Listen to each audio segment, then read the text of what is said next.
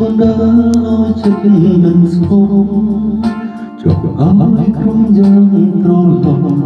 ឃើញមុខលោកមានគុណអរតកាពុកគុំលីសែរែកពុនក្រុមយ៉ាងពុកតែងត់ធន់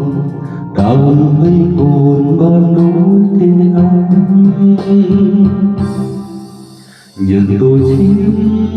ក្រនគ្រៀងកណ្ដាលថ្ងៃខែតទាំងមិនថាយប់ជ្រៅពុកតែនៅនឹងប្រឡាយគូននៅតូនលំលូព្រោះតែសំលេងលោកគុំបងទេឲ្យគេលំវងវិញក្រុមស្វែងរៀបត្រី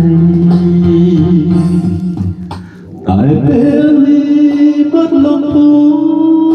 បាត់ពុកឆ្ងាយពីភក្ត្រាបាត់ពុកទៅណាមិនស្ដីកូនស្រីឃើញរកលោកពុកវាលោកមិនប្រណីទៀមទាមកផ្ដាច់និស័យអើយក្លី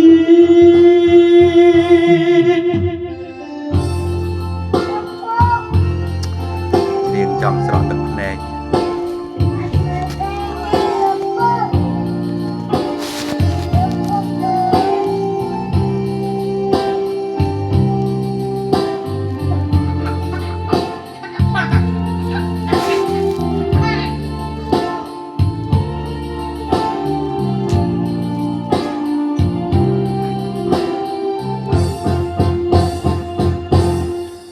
ចុះជួបមុខ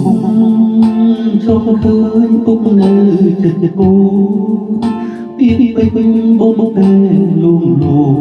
ធ្វើឲ្យកូនរឹងនឹកស្រណង